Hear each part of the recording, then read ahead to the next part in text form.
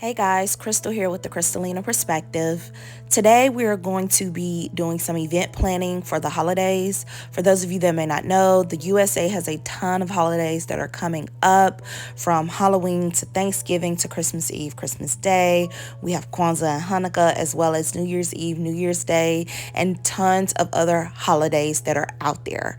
So I wanted to come up with a generic template that could be used for any holiday anywhere in the world, not just here in the USA. And this template is very basic.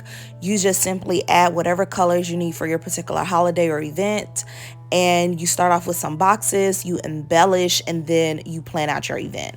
I will say that there is going to be a full blog post over on the Archer and Olive blog site, so check out the full post there.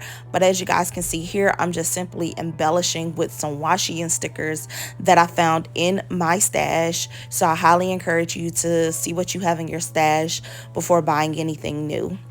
So two main sections I will say that I think every event planning spread should have is a budget and guest list section. The budget and guest list section is going to help keep you on track with how much you can do in all the other areas.